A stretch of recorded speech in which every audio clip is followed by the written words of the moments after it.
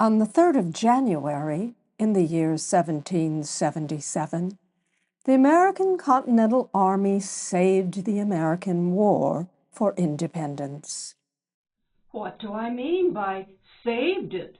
Wasn't our revolution, our breakup with Britain, just a walk in the park? Not exactly. Let's back this up again to January 3rd. It's a pivot point in America's history, especially during the Revolution. It is the end of a certain period during that conflict that we call the crises, or the 10 crucial days of the American Revolution. So that you understand why that date is important, we need to understand why we British Americans did what we did. What was the fuss about anyway, so that we got into an armed conflict with our fellow Brits? That brings me to point number 1. We forget that we were once British. The so-called American Revolution is misnamed. War for Independence hits the nail on the head. Civil War is even a more accurate descriptor. Why? Because we didn't want to overthrow the social order. We wanted to participate in it. The actual reason we have this family feud is the oldest reason in the world. Money. Specifically, making money, doing business. It is the reason civilizations were built, to do business.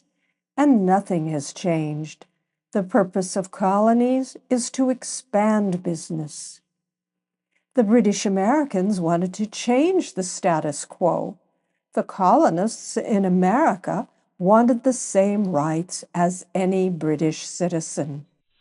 It really wasn't about free speech and freedom of religion. It was about free trade. British Americans wanted the same rights as chartered British companies had. However, the already chartered companies didn't want the American colonists to have those rights. Companies like the East India Company had exclusive contracts with colonists. It was a buy our tea and pay our tax. That was the deal. You see, it's like this. The British companies, they believed in capitalism, but not in the free market. There is a difference.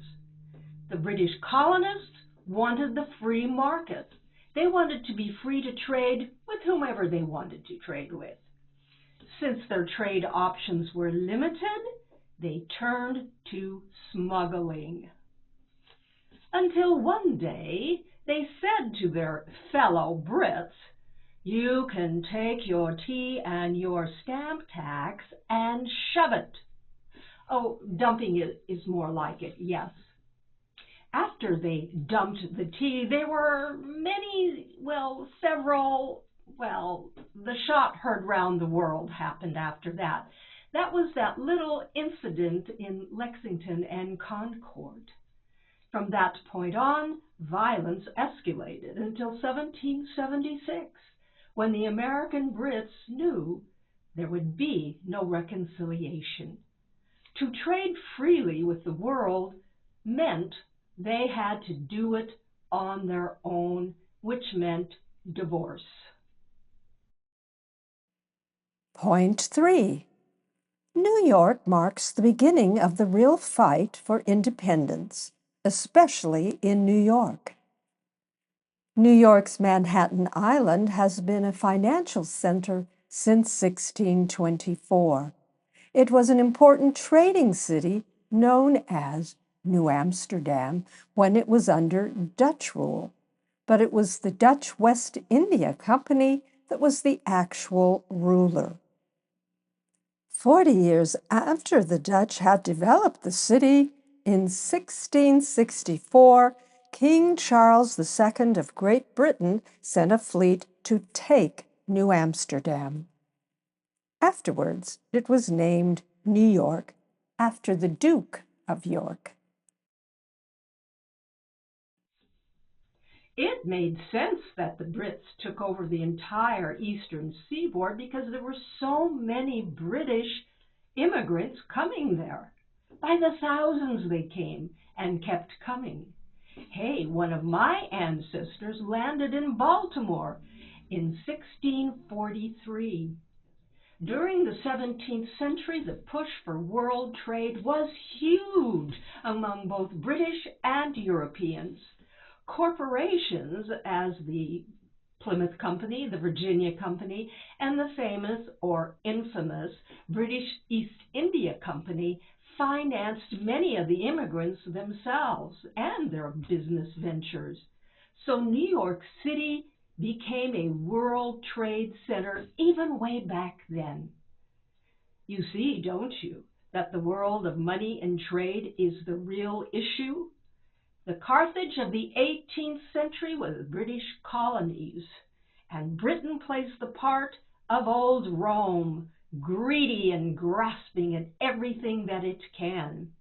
Therefore, it was important that the Britons maintain control of this colony and of New York. General Washington knew this, as did the entire Congress. Now you know it as well. You can see why George, the king, not the general, had to get New York out of the hands of those rebels, because the primary freedom we are looking at here is the freedom to do business with whomever we choose. Get the picture? So after a year of fighting over trade and taxes, the Americans said, "We don't need no stinking British companies to tell us who to trade with.